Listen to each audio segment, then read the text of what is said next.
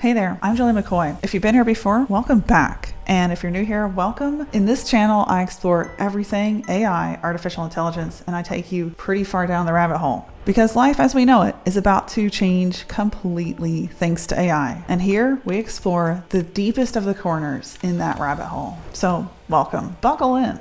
Today, it's gonna get pretty crazy. Quite a few of you have asked me, what will it look like in a world post AGI, artificial general intelligence, with something called UBI, Universal Basic Income.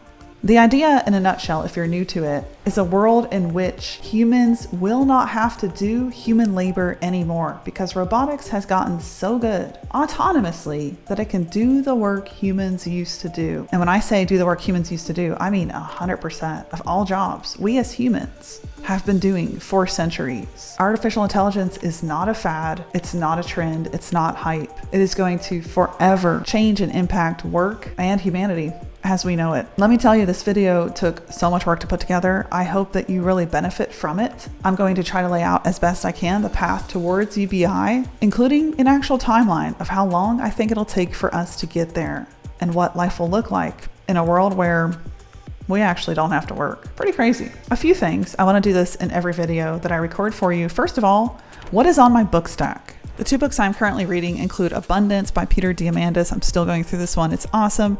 And 2084 by John Lennox. I often read 2, 3, or more books together simultaneously. I find that multiple perspectives are a really good thing when you're reading books. And the reason I've paired these up and I'm reading them both together, I'm more than halfway through this one and I'm a quarter of the way through this one, is because 2084 is mostly negative. It's a little scary about transhumanism and how wrong all this could go. And Abundance is a very refreshing reminder of how the world has worked to date. So I find these two books together pretty awesome because I get that balanced perspective, and you kind of need both. You absolutely need to be aware of what could go wrong and how bad this could be so that you're aware. But I think you also have to have hope and optimism. And there's a book I want to get by an author called Matt Ridley called The Rational Optimist. I actually write about this book in the book Abundance by Peter Diamandis. It's ordered, it's coming, I'm adding it to my book stack. One of the ideas that Peter shared from Matt Ridley that I really enjoyed was how humans share knowledge. We trade ideas, we exchange information, and that's how we collectively grow. It's like what Isaac Newton said, if I have seen further, it's only because I am standing on the shoulders of giants. Matt Ridley seems to do a great job in this book from what Peter says about describing ideas as an evolution of information across society as a whole. Ideas meet and mate and mutate, and that's how we cross-pollinate and get a better society. The metaphor Matt Ridley makes in his book, The Rational Optimist, is that ideas are like sex, creating something beautiful out of the exchange of information. Knowledge is power, and those are the books on my book stack. I'd love to know in the comments what you are reading. Or you can just watch my videos and I'll break down everything I'm reading as I'm reading it. So in one of my recent previous videos on how scarcity is the biggest roadblock to a P-win, a probability of a win with AGI, I talked about something that I hope that you were able to grasp. And it's a pretty crazy idea. And the idea is that a true post-AGI, a post-labor society, will actually not have an economy. Economics is built around production, the production and consumption of goods and services. But since the beginning of humanity, it's been humans providing those services. We've had robotics, we've had AI, we've had software, we've had tractors, we've had machinery, but still at the helm of it all has been the human. And here we are talking about a world in which artificial intelligence can fully replace the human. In the first of its kind, there was a study done in January of 2024 among 2,700 plus AI researchers. And these thousands of AI authors predicted the full automation of all human jobs. Yes, 100% of them, somewhere around the year 2120. But if you look at all the tasks that were predicted AI can completely do by this date, it's interesting to see we've already hit some of these milestones, which means we could hit the full automation of all human labor a lot sooner than the 2100s. AlphaGo has already beat humans. Elon Musk's humanoid, the Optimus, aka Tesla bot, can already fold laundry.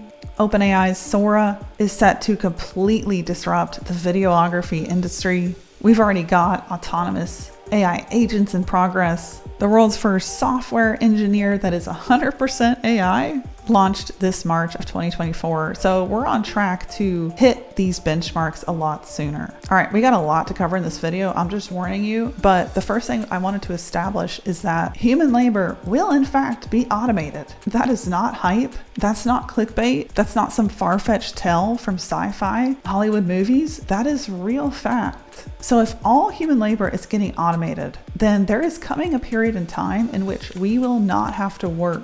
And remember what I said earlier, the science of economics itself is built around production and consumption of goods and services. But if we are primarily moving away from a humanly dominated era of production and consumption into an era where robotics will be doing most of the work, the economy itself absolutely will collapse as we know it. Something massive will have to die for a new post-labor economy to have to be birthed. And I think as a society, it's going to be really hard to wrap our minds around it. And adaptation could go in several ways. That's what I want to explore with you. And I do think instead of 2100, we may be at full automation of all human labor in the next 5 to 10 years. It could even be 3 to 5 years. So we are rapidly accelerating towards a point of no return, much like the singularity predicted. I want to take a quick minute to pause and take you down another slightly different rabbit hole. I've read in some of the comments from you that you have a hard time following some of these concepts. Now, for some of you, it seems like a complete cakewalk. I'm delighted to find out that some of you have been studying this for decades. And now is your time to shine, my friend. But for those of you that are having a hard time following this concept, I actually had one person ask other people in the comments to please re-explain it all to them. I want to drop a little bit of science on you.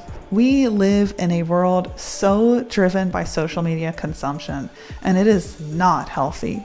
There's such a thing called TikTok brain, and it's being applied to people who are jumpy, completely addled, and they have a hummingbird's sense of concentration.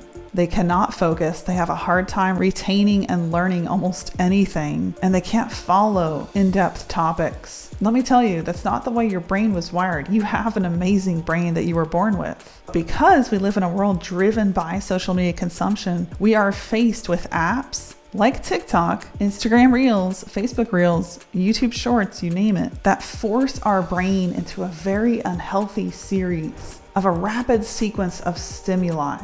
This creates a dopamine rush, and it puts your body in a place where your neural circuits are actually weakened, and slower cognitive tasks like deep thinking are physically and mentally harder for you. I want to give you a quick and awesome fix for this problem. If you apply it every day, you will see results. I am a content creator. I use that label all the time for myself, and I intentionally remind myself that I am not a consumer. So that's step one, decide who you are. Are you a consumer or are you a creator? And being a creator doesn't have to look like sitting down and filming for YouTube. Being a content creator can actually look like taking a walk in the sunlight and generating different content inside of your brain.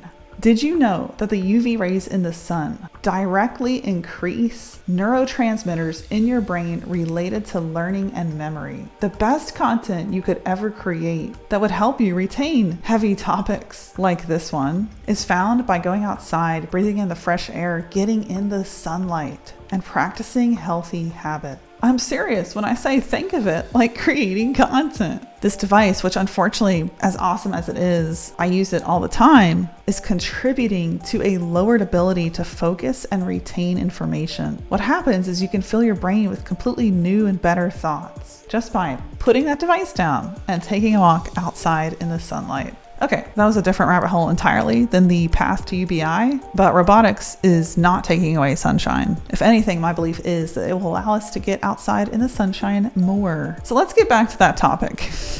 I just wanted to drop that in there because the comments I'm seeing being dropped where people cannot follow my video and they're asking other people to explain it for them, well, that's a problem that's easily solved. If you focus on healthy habits that help your neural circuits process information better. All right, so back to the path to UBI. How are we going to achieve this in 3 to 5 to 10 years? Some of you may or may not know this. This is pretty wild. The world governments have already put artificial intelligence acts, laws, and legislation and budget into place. So we are rolling towards a reshaped future. This March of 2024, the European Parliament actually adopted the AI Act, the Artificial Intelligence Act. It's considered to be the world's first comprehensive horizontal legal framework for AI. It's going to be applied to tons of businesses that conduct business in the European Union. The AI Act from the EU even addresses autonomous AI. Now, I think they still have a ways to go. I think we will see iterations of this law, but the fact is it was passed right now and it will go into effect this spring of 2024. The entire 459-page document is out there in case you wanted to read it. I have watched expert YouTubers break this down, like David Shapiro, and it's interesting to see that the EU approached creating this act kind of from a place of negativity. They almost look at AI as a threat. So there's not a lot of groundbreaking, awesome stuff in this. And I do think it'll be a matter of living and learning, seeing what gets released in the world of AI, seeing what AGI looks like, and adapting these rules to better fit that world. But we have a first iteration of a near 500-page document, which is a pretty good indicator that Europe is getting ready for this. This March 2024, the Biden administration put together a 2025 budget of $3 billion for federal AI application development. This can go as high as $7.3 trillion. This budget is going to help execute the goals laid out in Biden's executive order from October of 2023, and that is going to send $30 million to the National AI Research Resource Pilot, another $70 million for federal agencies to establish chief AI officers. So that AI officer role is absolutely going to be in demand. $32 million for the AI talent surge and more. What's interesting, what we're seeing from the US is a more proactive approach. Now, I'm not saying I'm a fan of Biden. Listen, I'm not politically endorsing anyone. I am objectively looking at what's coming from these governments. And I think that's what we all should be doing, is being objective, having our own opinion based on the facts. But all in all, as you look at the executive order here, it's less reactive, more proactive, which kind of corresponds to the history of America. We've been the first to many things, and it makes a lot of sense if we can be the first to create a post-labor economy ideal. And because there's so much budget and optimism in this towards AI adoption as a whole, even embracing that new AIO, artificial intelligence officer role in federal agencies, I think we will see a precedent and a standard set over the next 12 months right here in America with AI. Again, I'm not saying I'm a fan of Biden, so don't read me in the comments. I'm truly looking at this objectively. Also, not saying I'm a fan of this guy, but Senator Bernie Sanders actually suggested in March of 2024 that the work week should go to 32 hours, cutting 8 out of the typical 40-hour work week without a pay cut because of AI doing so much of the work. And of course, the 40-hour work week has been in place as a part of federal law since 1940, when the Fair Labor Standards Act was passed. So this is all about taxing the companies benefiting from efficiency cost decreases thanks to robotics and AI, and putting that money back into the paychecks of the people. Is that a good or bad idea? Well, that requires further digging into the idea of what UBI is and where it came from. The idea of UBI, Universal Basic Income, goes way back in history, believe it or not. It's not a new thing. In 1797, Thomas Paine and Thomas Spence, two of our American founding fathers, actually published arguments for basic income. In these documents, which were extremely forward-thinking for their times, these men put forward the idea that nobody technically owns the land they live on. Instead, it's God's land,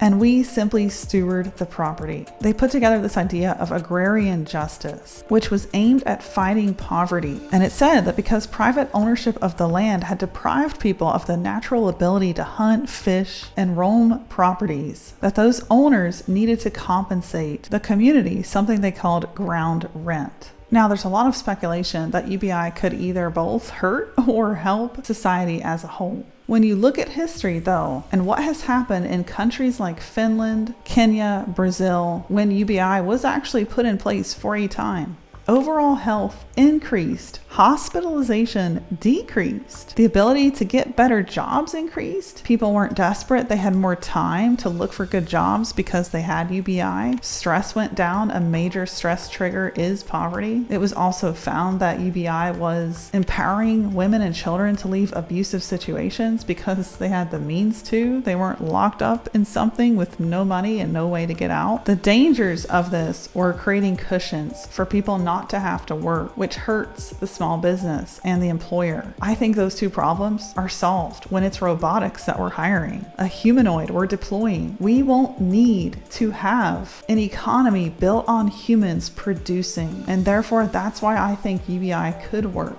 And most likely it would come from a tax created and enacted on companies that are benefiting the most from efficiency savings by deploying robotics, humanoids, AI software, autonomous AI agents, which are on the rise, and essentially not needing a human workforce anymore.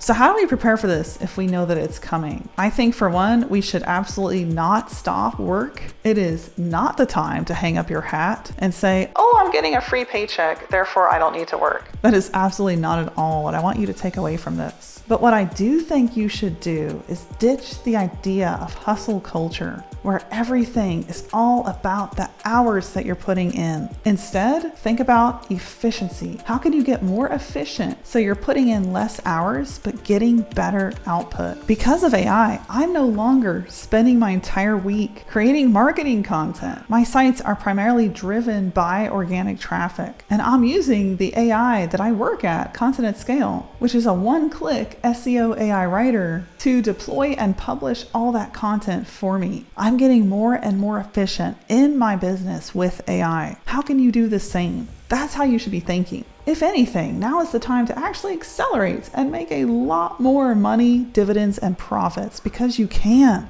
You can get more efficient than you've ever had the chance to, thanks to artificial intelligence. So that's for you if you already have a business. Push the pedal to the metal right now on efficiency and profit margin. Because you can. And for those of you in a 9-to-5, ask yourself, what will the world look like when 100% of jobs are done by the robots? What is it I really want to do? That's the best question I think you could ask yourself right now. Because when we have UBI, when we have universal basic income, you will be able to get to a life of meaning, a life with purpose. I don't think that we have to live in a dystopian hellscape. Life is what we make it. If you want to be part of that hellscape, then you're probably just not a good person. Or you're driven by the wrong values. Or you're driven by a complete lack of values. Or the wrong ones, like greed, the scarcity mindset, a need for control. As simple as it sounds, practice being a good human now. Being driven by morals and values will benefit you in this new world. One of my biggest takeaways after listening to countless hours of conversations between chief AI scientists, physicists, futurists, authors, etc., is that there will be two industries left in a world post AGI, and that will be robotics and longevity of life. So if you were to pick a job, I would pick a job in those two industries. Listen to what Sam Altman said when he was asked, what should kids be learning right now? What do you think kids should be studying these days? Resilience, adaptability, a high rate of learning, creativity, certainly familiarity with the tools. So should kids still be learning how to code? Because I've heard people say, don't need to learn how to code anymore, just math, just biology. Well, I'm biased because I like coding, but I think you should learn to code. I don't write code very much anymore, although I randomly did yesterday. But learning to code was great as a way to learn how to think. And I think coding will still be important in the future. It's just going to change a little bit or a lot. We have a new tool. All right, listen, there is so much more I could have said on this topic. I have 1,000 more notes. So I will absolutely be sharing a lot more videos in the days to come. I'd also like to make you aware of the opportunities in AI and help you build a roadmap to a career in AI. I was fortunate, blessed enough to go from being a human-only writer, still a human, but I'm not doing it humanly anymore, to working full-time in AI. I completely made that happen. I had no connections. I literally cold pitched the person I wanted to work for, and I got what is now my dream job. So that's a video I want to make coming up as well. How to turn your talents and your passions into a job in AI. I think that working in AI is probably one of the best industries you could pivot into. And if you run a business, keep running that business, just get more efficient. Implement AI into your processes. All right, that's a wrap. There's so much more I could say, but I'll just end it here. This is a wild topic to explore. I cannot believe we are literally living in history as it's happening, because we will never see something change the world as much as AI is about to change both the world and humanity as we know it. Get ready, buckle up. There's some wild days ahead. Glad to have you on the channel. I hope you'll subscribe and catch my next videos. See you around.